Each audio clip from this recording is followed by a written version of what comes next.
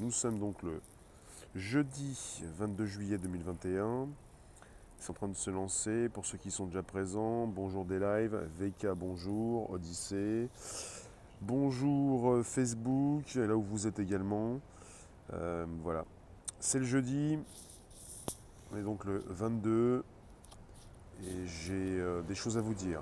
Comme chaque jour à 13h30 pour un nouveau podcast, un fichier audio qui s'enregistre. Voilà, le son est bon.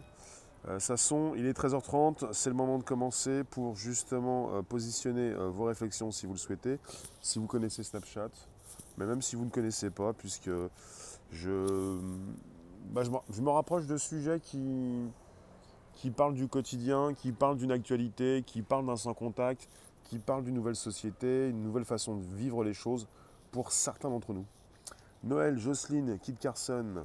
Ensuite, des lives. Est-ce que nous sommes en direct avec un petit différé parfois qui dysfonctionnait tout à l'heure. Bonjour vous, salut Fanto. Donc on est sur des lives également. Après, si les problèmes sont temporaires, ils peuvent se régler rapidement. Voilà, je ne sais pas ce que fait YouTube, des fois ils sont un petit peu en retard. Enfin les commentaires, vos commentaires avec des plateformes qui démarrent beaucoup plus rapidement que les autres. Alors l'entreprise qui s'appelle Vertebrae ou Vertebrae, je ne la connaissais pas. Et déjà, qu'est-ce que c'est que cette réalité augmentée? Alors la réalité augmentée est une surcouche. C'est ce que vous voyez déjà sur vos téléphones. C'est ce que vous allez pouvoir voir de plus en plus si vous utilisez des lunettes qui proposent cette fonctionnalité. Surcouche, Pokémon Go en 2016 pour l'été. Tout ce qui peut apparaître dans votre l'application Maps, par exemple, avec des flèches ou autre chose. Et puis, ça concerne de plus en plus Snapchat. Snapchat, c'est l'anti-Facebook. Snapchat, c'est une application de chat qui permet d'échanger du contenu. Et c'est une application qui, de base, n'archive pas vos contenus, par défaut. Alors, on parle de Snapchat qui mise massivement sur la réalité augmentée. Snapchat vient de racheter Vertebrae, une entreprise spécialisée dans la modélisation de produits en 3D. L'objectif est de toucher les nouvelles générations enclines à effectuer des achats sur leur téléphone. Donc pour Snap, parce que l'entreprise s'appelle Snap.inc, le futur passe par la réalité augmentée. L'acquisition de Vertebrae suit celle de Wave Optics, Fit Analytics ou encore ScreenShop. On n'a pas le montant donc du rachat. Vertebrae est une société de création de produits en 3D. La réalité augmentée permet aux applications et aux entreprises d'apporter virtuellement une version de la réalité sur les appareils des consommateurs. Et le monde des réseaux sociaux est de plus en plus intéressé par la vente de produits dans cette nouvelle réalité. Les réseaux sociaux, ayant mûri et trouvé leur base d'utilisateurs, se tournent de plus en plus vers le commerce électronique pour accroître leurs revenus. Une récente collaboration avec Gucci a démontré que les consommateurs de Snapchat sont particulièrement intéressés par cette perspective de modélisation en vue d'un achat en ligne. Dans un rapport de mars 2021, Snap affichait une grande assurance, notamment grâce à la génération Z et ses nouvelles habitudes de consommation. Pour 2025, donc l'entreprise estime que 75% des 13-69 ans qui utilisent des applications sociales seront des utilisateurs fréquents de la réalité virtuelle. Les premiers utilisateurs sont déjà séduits. 94% des 100 millions d'acheteurs qui font des achats avec la réalité augmentée en ligne et en magasin seraient prêts à l'utiliser davantage. Alors, monsieur Vince KKC, PDG de Vertebrae, a précisé aux médias The Verge: l'avenir du commerce de réalité augmentée est brillant et nous continuerons à faciliter la tâche de nos partenaires pour créer, gérer et déployer des expériences AR, donc en réalité augmentée, sur tous les points de contact avec les clients. On précise que Vertebrae avait travaillé auparavant avec Facebook pour l'intégration de technologies d'achat 3D et comptait Toyota ou Adidas parmi ses gros clients. La pandémie a fortement impacté le secteur en accélérant les nouvelles habitudes d'une génération. L'afflux de ces consommateurs d'un nouveau genre va permettre à Snap de prendre une place prépondérante dans le marché de la publicité et de l'e-commerce. Il faut donc rappeler que Snapchat, c'est l'anti-Facebook, avec Facebook qui a tout tenté pour racheter Snapchat. Facebook qui a même créé son propre Snapchat sans succès, qui a voulu racheter le clone de Snapchat, une application asiatique qui était en tout point pareil que Snapchat. Et finalement, le côté Snapchat a été copié-collé, récupéré. C'est-à-dire, ce qui marche bien, c'est de base, c'est Snapchat qui l'a créé, c'est le côté marketing, le côté où vous faites des snaps, où vous avez des stories. Après, beaucoup, peut-être, ont découvert ce que c'était que ces stories sur Instagram, mais de base, Instagram, c'est Facebook, et Facebook a copié Snapchat. Snapchat s'est inscrit dans la durée. Il est arrivé à un moment donné où de plus en plus de jeunes consommateurs, utilisateurs, en avaient marre de rester sur Facebook. Ils sont partis sur Snapchat. D'autres sont partis sur Instagram. Mais Instagram, c'est Facebook. Et Instagram a copié les stories. YouTube a copié les stories. Facebook a copié les stories. WhatsApp a copié les stories. Le côté où vous pouvez positionner du contenu pendant 24 heures. Sur YouTube, c'est pendant 5 jours. Sur Instagram, c'est aussi pendant une journée. Et c'est le côté très marketé, très marketing, très vente pour tous ceux qui ne comprennent pas. On n'est pas simplement qu'avec une application pour les jeunes, les millénials ou la génération Z, avec tous ceux qui ont voulu quitter Facebook et quitter leurs parents ou leurs grands-parents. On est surtout avec une application qui est là pour vendre. Et finalement, l'entreprise s'appelle Snap.inc. Il propose du soft et du hard chez Snap. L'entreprise qui gère tout ça. Et leur but, c'est de vendre du software et du hardware, c'est-à-dire des logiciels, des applications, comme l'application Snapchat, et également du hard, c'est-à-dire des lunettes. Les lunettes de chez Snapchat. Ce qui fait que finalement, ils s'inscrivent aussi dans une continuité et durablement pour proposer de plus en plus une réalité augmentée qui ne va pas simplement s'afficher dans leur application sur un téléphone, mais également sur des lunettes.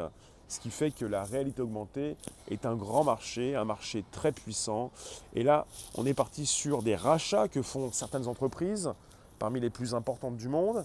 Snapchat, c'est tout de même des centaines de millions d'utilisateurs. Je ne sais plus, on n'a pas la même précision, mais avec des utilisateurs actifs chez Facebook ou YouTube, pour ceux qui peuvent se connecter une fois par mois minimum sur l'application. Chez Snapchat, on est sur des millions d'utilisateurs par jour. Ça a dépassé les 100 millions, mais je ne sais pas à combien ils se trouvent par mois. On n'a pas forcément le même chiffre. Enfin, ce sujet pour moi est d'une importance capitale, même si ce sujet n'intéresse pas grand monde au final, puisqu'il n'y a pas de mort, il n'y a pas d'être humain en difficulté, il n'y a pas de surveillance, il n'y a pas justement une sorte de coercition. Mais finalement, quand c'est primordial, c'est que c'est d'une importance capitale. Pourquoi ? Parce qu'on est parti dans les années qui viennent avec l'installation de nouveaux appareils. Vos téléphones, pour ceux qui ne comprennent pas, pour ceux peut-être qui ne voient pas les choses venir, vos téléphones bientôt n'existeront plus. Un téléphone, c'est un petit peu comme, on peut aussi voir un petit peu ce qui se passait dans le passé, avec nos téléviseurs, nos magnétoscopes, et une possibilité de consulter du contenu, avec des appareils très encombrants. Un téléphone, vous le mettez dans la poche, vous le sortez, vous le remettez dans la poche, des centaines de fois par jour. Quand vous portez des lunettes, vous avez donc un objet connecté, et vous n'avez plus besoin de téléphone. Et c'est là où la réalité augmentée va s'installer durablement. Une surcouche qui s'affiche devant nos yeux, et pour tous ceux qui ont déjà testé la réalité augmentée, c'est la possibilité d'avoir justement proche de soi des produits que l'on peut justement adapter à son quotidien. Pouvoir peut-être s'habiller d'une nouvelle façon, avec de nouveaux habits, pouvoir positionner un fauteuil dans un espace chez soi sans l'avoir déjà acheté, c'est donc quelque part une satisfaction client. Et c'est comme ça que l'e-commerce va encore plus décoller. Donc la réalité virtuelle, la réalité augmentée, est-ce que c'est pareil ? Non. Réalité virtuelle, c'est quand vous entrez dans un nouveau monde, quand vous avez un casque qui aussi va se miniaturiser, qui va aussi être disponible certainement dans des lunettes, mais il s'agira surtout de pouvoir, bien sûr, plonger toujours dans une nouvelle réalité. La réalité virtuelle, c'est la construction de notre monde dans une nouvelle réalité. On va reproduire beaucoup de choses. La réalité augmentée, c'est la proposition d'un monde virtuel dans notre vie. C'est-à-dire que c'est complètement différent. Virtuel, on va dans un monde, et augmenté, ce monde vient à nous. C'est encore plus fort, c'est encore plus prenant, et c'est dans ce domaine-là que les grands du secteur se plongent. Les prochaines lunettes de chez Apple, réalité augmentée, de chez Facebook, réalité augmentée, toutes les lunettes qui vont sortir vont proposer une réalité augmentée avec une possibilité toujours de pouvoir évidemment vivre comme vous pouvez, c'est-à-dire interférer, communiquer, échanger, marcher, sortir avec des lunettes, un peu ce que vous faites avec votre téléphone, sans plus avoir le nez dans le téléphone.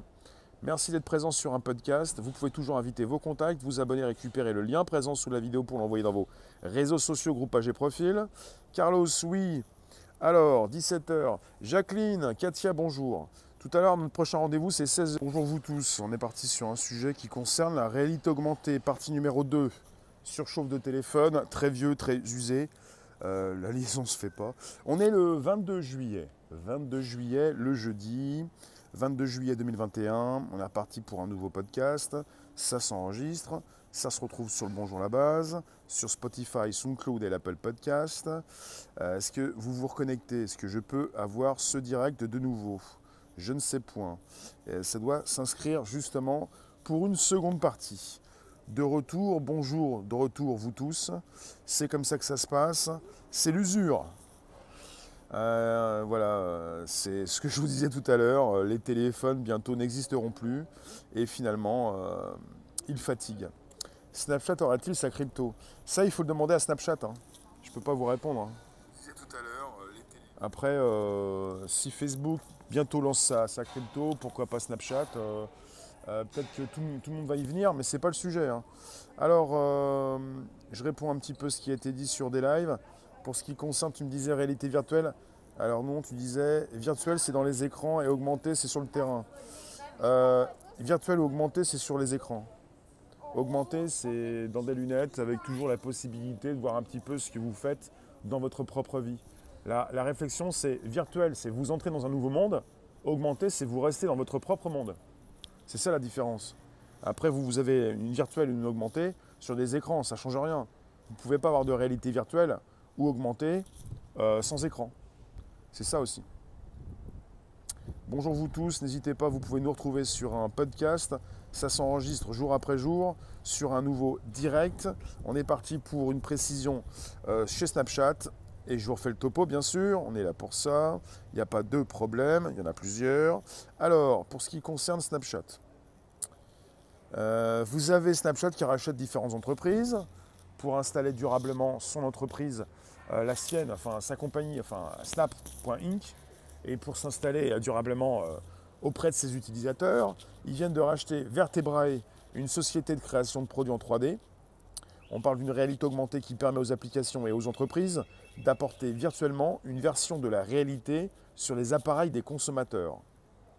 On précise également que le monde des réseaux sociaux est de plus en plus intéressé par la vente de produits dans cette nouvelle réalité.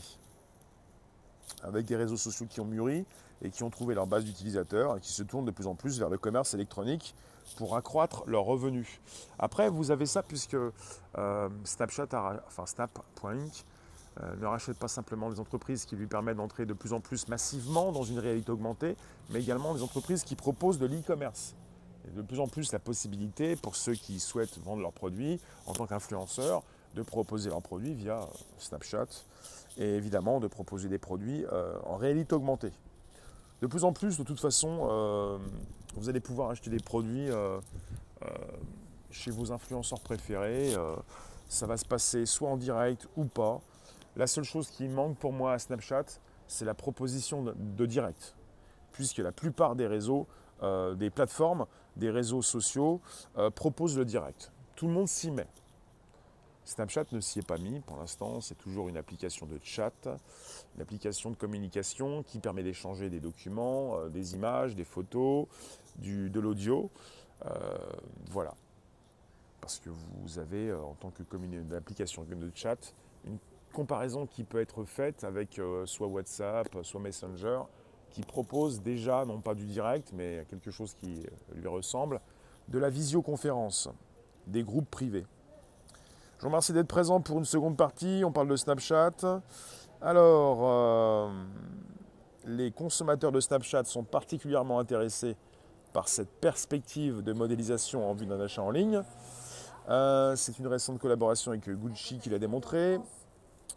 Je vous répète, dans un rapport de mars 2021, Snap affichait une grande assurance, notamment grâce à la génération Z et ses nouvelles habitudes de consommation. Pour 2025, Snap estime que 75% des 13-69 ans qui utilisent des applications sociales seront des utilisateurs fréquents de la réalité virtuelle. Les premiers utilisateurs sont déjà séduits. 94% des 100 millions d'acheteurs qui font des achats avec la réalité augmentée en ligne et en magasin seraient prêts à l'utiliser davantage. Le côté sans contact, c'est ça. Ça va donc lancer massivement cette réalité augmentée. Vous n'allez plus souhaiter vous retrouver dans un magasin pour aller tester un petit peu avec votre maître, par exemple, les dimensions d'une étagère, d'un fauteuil. Vous allez directement utiliser ces produits en ligne et puis les positionner grâce à la réalité augmentée dans votre espace privé. Ce qui fait que vous n'avez plus besoin du tout de vous retrouver dans un magasin physique. C'est là où, quand on mixe réalité augmentée et e-commerce, ça devient donc explosif. Et Snapchat l'a bien compris. Snapchat n'est pas qu'un simple outil de communication pour les plus jeunes. Pour les professionnels qui sont sur Snapchat, c'est important justement d'y rester puisque Snapchat est le premier à avoir proposé les stories, les histoires en français. Le côté Snap, des vidéos ou des photos qui peuvent simplement s'effacer au bout de 24 heures. Toutes les grosses boîtes de la Silicon Valley ont récupéré l'idée, l'outil. Donc vous avez les stories sur Instagram, gros succès sur Instagram. Vous avez les stories sur Facebook, WhatsApp, Messenger, sur YouTube aussi. Et puis tout ce qui peut être récupéré à droite et à gauche, les bonnes idées s'intègrent durablement dans des applications qui permettent à ces professionnels, ces influenceurs de pouvoir proposer de plus en plus leurs produits, tout ce qui concerne le merchandising, tout ce qui cartonne depuis un certain temps justement quand il s'agit de proposer un film au cinéma. Ça concerne de plus en plus évidemment toutes ces personnes qui se produisent dans vos appareils jour après jour. Et là où ça devient vraiment intéressant, c'est que finalement, pour ceux qui suivent la tendance, c'est la possibilité justement de proposer ces produits à distance. Et puis pour l'utilisateur final, la possibilité de ne plus se déplacer. Après, je ne sais pas, faites du sport, sortez, vous n'êtes pas obligé de partir dans des boutiques à droite et à gauche pour perdre du temps en ne sachant pas justement si ce que vous achetez va justement bien s'intégrer dans votre salon. Vous voyez ? C'est ça aussi. C'est pas la peine de se dire, bah oui, on ne sort plus sans contact, qu'est-ce qu'on va devenir ? Vous pouvez faire du sport, sortir, bouger, vous n'êtes pas obligé de faire du sport dans les magasins, quoi. Les magasins, ça fatigue. C'est pour ça que de plus en plus, le sans contact va permettre à ceux qui en ont besoin de s'affranchir de ces distances, de ce temps perdu. On peut toujours gagner du temps sans plus en perdre, sans forcément tomber dans les excès de ces nouvelles technologies. On peut prendre le meilleur sans justement récupérer le pire. Vous voyez ? Et ça, c'est important. Virtuel. Alors ensuite, le cinéma va passer par la VR. Ça, c'est déjà fait. Pour ceux qui consultent Netflix à partir d'un casque Oculus, vous avez déjà la possibilité de vous trouver dans un cinéma quand vous êtes chez vous pour avoir un grand écran. Et il y en a beaucoup qui ont ça, qui ont Oculus, comme l'Oculus Go ou d'autres Oculus. Oculus a été racheté par Facebook. Et dans la proposition d'application, vous avez Netflix. Et vous pouvez consulter des films en étant chez vous, comme si vous étiez au cinéma, avec de nouveaux films qui sortent sur Netflix, qui s'affichent dans les rues, de grandes affiches, nouveau cinéma, c'est maintenant. Alors, trop d'infos sur Telegram, perso je trouve. C'est pas grave. Merci Fanto, en tout cas vous nous retrouvez sur Telegram, Réservoir Live. Il n'y a jamais trop, on n'est jamais trop. On n'est toujours pas assez, mais jamais trop. Ça, il faut le comprendre aussi. Mais merci Fanto de ta participation, c'est ton avis. Ensuite, je vous lis un petit peu quand même. Oui, j'ai trouvé pour illustrer, tu nous dis l'illustration de ton podcast me fait sourire. La réalité augmentée souligne très bien le mauvais goût de la collection Gucci, ainsi que sa facture. Oui, c'est parce qu'au départ, la réalité augmentée, ça fait gadget. Parce que la réalité augmentée, vous le voyez sur la photo aussi, ça fait sourire. Merci Myriam. La réalité augmentée, en fait, ça fait gadget. En 2016, quand ils ont lancé chez Pokémon leur Pokémon Go, avec pas mal de personnes qui pouvaient rentrer dans le mur, marcher sur la route sans vérifier qu'il y avait une voiture qui passait, en chassant leurs monstres préférés, on est parti sur un gadget, quelque chose qui amuse, mais une réalité augmentée. Cette réalité augmentée va s'installer beaucoup plus dans nos futures lunettes. C'est une sacrée différence. Dans les téléphones, c'est simplement juste un aperçu, une mise en bouche, un apéro. Mais la réalité augmentée dans les téléphones, ça fera toujours gadget. Hein. Et finalement, pour ce qui concerne les objets connectés, pour ceux qui ont déjà testé les lunettes, pourquoi je vous parle de lunettes? Parce qu'on est chez Snapchat. Et parce que ça s'appelle plutôt Snap.inc pour Incorporated. C'est Snap, l'entreprise, qui fournit du soft et du hard en anglais. Du logiciel et du dur, des appareils. Ils peuvent aussi vendre des drones. Enfin, c'était prévu, je ne sais plus où ils en sont. Mais ils proposent des lunettes. Et ils proposent une application en relation avec ces lunettes pour faire de la photo et de la vidéo avec les lunettes, pour les transférer directement par Bluetooth aux personnes qui viennent vous consulter. Et là, de plus en plus, on va installer chez Snapchat, à partir de leur application sur les téléphones, mais pas seulement, également dans les lunettes, une réalité augmentée qui va donc justement vous servir à acheter des produits. Dans pas très longtemps, Snapchat va proposer des produits d'e-commerce dans les lunettes, avec des personnes qui pourront acheter leurs produits à partir de leurs lunettes. Il faut bien le comprendre. Après, ça vous semble un petit peu déroutant, vous pourriez penser que ça fait gadget, pas du tout. Les téléphones que vous avez n'existeront plus maximum dans 10 ans. Il ne s'agit pas de se moquer de ceux qui utilisent des lunettes ou qui vont faire beaucoup de choses avec leurs lunettes. Les lunettes sont justement prévues pour devenir autonomes, comme la montre de chez Apple qui est autonome, avec laquelle vous pouvez passer, prendre des appels, faire de la vidéo, je crois. Pas encore, non. Plutôt être en relation avec son assistant personnel. À partir du moment, quand vous avez vu l'arrivée des iPhones, il y en a beaucoup qui étaient morts de rire par rapport à l'iPhone qui pouvait déjà, en 2007, proposer une application, très rapidement, une application pour Roland-Garros, sur laquelle on pouvait consulter justement ce tennis. Bien sûr, Luc, il n'y a pas de souci. Il y a une appli pour faire pousser à manger. Oui, mais c'est fini cet humour. Pour les applications, c'est comme tous ceux qui peuvent parler à leur téléphone dans la rue. Vous allez pas vous moquer de ces personnes. Ah bah non, vous comprenez ce que font les autres. Après, pour les lunettes, c'est autre chose.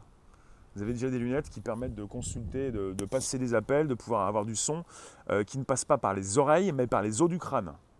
Avec autour de vous, personne qui ne peut entendre ce que vous écoutez. Le son passe par les os du crâne, par les branches des lunettes. Le futur concerne massivement les objets connectés. Et la possibilité justement de beaucoup mieux consulter vos nouvelles interfaces. Parce que pour l'instant, vous avez un petit pavé, un petit écran, pas très grand. Et quand ça concerne réalité augmentée, réalité virtuelle, là on est en réalité augmentée avec des lunettes, vous avez beaucoup plus de surface d'écran.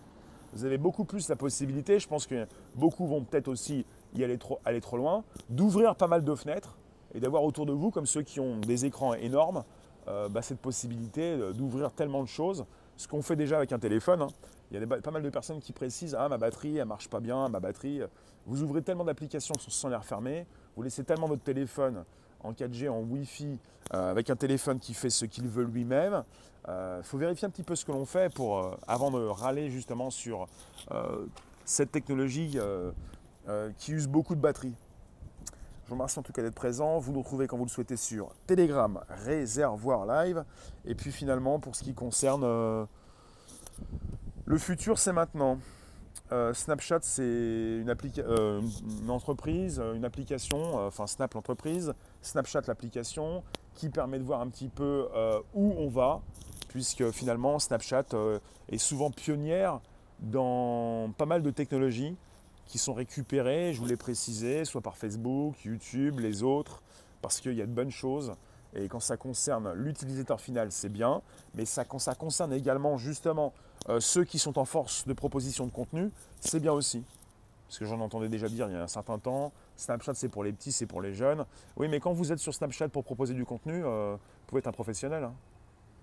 C'est pas parce qu'il y a des jeunes qu'il n'y a pas des moins jeunes, qu'il n'y a pas des professionnels qui proposent du contenu et qui font un business. Et quand vous avez justement une visibilité, si vous êtes sur Facebook, vous pouvez également être sur Snapchat. Enfin, les outils sont utilisés à droite et à gauche.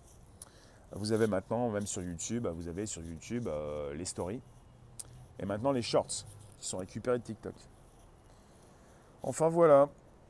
Et là, on est sur un mix entre e-commerce et entre réalité augmentée et e-commerce. Avec Snapchat qui récemment a racheté Vertebrae, une entreprise de réalité augmentée. Pour développer son e-commerce, Snapchat déjà propose des produits, comme Instagram le fait chez Facebook. Instagram, c'est Facebook. Snapchat est indépendant, c'est Snap.inc. Il propose déjà de l'e-commerce, mais justement, avec ce rachat de Vertebrae, une entreprise spécialisée dans la modélisation de produits en 3D, Snap a un objectif, donc c'est de toucher les nouvelles générations, donc, qui sont beaucoup plus enclines à effectuer des achats sur leur téléphone. Et de plus en plus de personnes font des achats à partir de leur téléphone, ce qui leur permet déjà, au premier abord, d'utiliser une réalité augmentée avec une possibilité de ne plus se déplacer et d'avoir beaucoup mieux l'intégration de leurs futurs produits chez eux. Je prends l'exemple souvent d'un fauteuil ou d'une étagère ou d'une couleur au niveau d'un produit ou plutôt de quelque chose que vous pourriez acheter et souhaiter ensuite le revendre. Je pense qu'il y aura beaucoup moins de reventes si vous avez la possibilité de beaucoup mieux soit acheter un fauteuil, soit quelque chose d'encombrant, soit acheter des vêtements et puis vous regardez comme ça pour vous voir avec ces nouveaux habits sur vous. Parce qu'évidemment, il y a aussi le côté selfie. Hein. Vous allez pouvoir aussi vérifier si ces habits vous vont bien. Et c'est le futur. Après, j'en entends déjà dire peut-être oui, mais on est bouffé par la tech, on se fait avoir, on ne va plus sortir de chez nous. Il ne tient qu'à vous de sortir de chez vous pour faire du sport, pour respirer, pour vous faire du bien. Moi, je ne vois pas un futur épatant dans lequel je resterai chez moi. Futur épatant, c'est la possibilité de continuer de respirer, de se faire du bien. Mais je ne vois pas comment je pourrais me faire du bien forcément en allant faire des courses ou en allant faire des choses répétitives et usantes. Un robot peut mieux le faire que moi. Personnellement, je vois les choses du bon côté, je pense. Du mien déjà. Parce qu'évidemment, quand on parle de tech, certains vont vous dire « Ah oui, mais quand même, on va se faire manger, ma patati patata, je ne vais pas sortir de chez moi. » Surtout pas faire les fragiles, surtout justement voir les choses du bon côté. Vous pouvez toujours sortir, mais quant à perdre du temps dans une boutique, je ne vois pas trop l'intérêt. Surtout s'il faut y revenir sans cesse pour acheter un produit et pour le rendre, vu qu'il ne vous convient pas, vu que vous n'avez pas pu le tester chez vous. Avec une réalité augmentée couplée à de l'e-commerce, vous avez cette possibilité justement de pouvoir tester tout ça sans perdre de temps. Voilà l'importance. C'est là où ça devient vraiment intéressant. Et il s'agit de bien réfléchir à ce qui vous convient. Quant à ceux qui veulent continuer de sortir en boutique pour se faire plaisir, pourquoi pas? On n'a pas tous les mêmes envies. Vous voyez? Je vous remercie en tout cas. Vous pouvez nous retrouver quand vous le souhaitez sur Telegram, Réservoir Live. Et puis quand il est question de mon téléphone qui fatigue, je pense qu'il est en fin de vie. Je pense qu'il va falloir que je change de téléphone, puisque je vous parlais des téléphones qui vont mourir. Le mien est en surchauffe régulière. L'été ne lui convient pas. Je vais le refroidir. Et bientôt les lunettes, peut-être, si vous le souhaitez. Vous n'êtes pas obligé de prendre des lunettes. Merci vous tous. Je vais tenter Fanto, demain c'est le 23. Vous nous retrouvez à 16h tout à l'heure pour nouvelles aventures. Merci de vous tenir au courant et merci de nous retrouver régulièrement. Et Telegram vous convient ou pas, il y a beaucoup de news. Et puis le but c'est évidemment de faire grandir Telegram, Réservoir Live. Vous abonnez également sur Facebook, des lives, là où vous êtes, YouTube si vous voulez. Merci vous tous. Et on va se retrouver dans quelques minutes. 2 heures, c'est vite passé, pour un nouveau rendez-vous. Vous retrouvez cet épisode tech sur YouTube également, Réservoir Live. Et vous allez retrouver aussi tout ça sur le Bonjour la Base, sur Spotify, SoundCloud, l'Apple Podcast. Merci vous tous. Eutectic, une plaque eutectique pourrait m'aider pour la surchauffe. Merci vous tous. Donc, réalité augmentée mixée avec l'e-commerce. Et on aura toujours besoin d'acheter quelque chose. Et on n'aura pas forcément toujours envie de perdre du temps dans des boutiques, surtout pour y revenir. Avec un monde sans contact qui s'installe, voir un petit peu ce qui se passe chez Snapchat, nous donne des idées, snap.inc, nous donne des idées sur des nouveaux outils qui vont s'installer un petit peu partout. Parce que je vous le répète, les snaps, les stories, plutôt les stories, ça vient de chez Snap. Ça a été installé sur Instagram, un petit peu partout, WhatsApp, Facebook, YouTube. De même que les shorts sur YouTube viennent de TikTok. Merci vous tous, à tout à l'heure, 16h pour nouvelles aventures. Vous vous abonnez si vous voulez, c'est vous qui voyez. Et pour Telegram, c'est Réservoir Live, accessible aussi d'un ordinateur. Sur YouTube, vous avez le lien, le premier lien, en haut à droite, c'est Telegram. Vous appuyez, vous pouvez appuyer après sur Preview et vous avez une prévisualisation de Telegram sur vos ordinateurs. Merci vous tous, à tout à l'heure.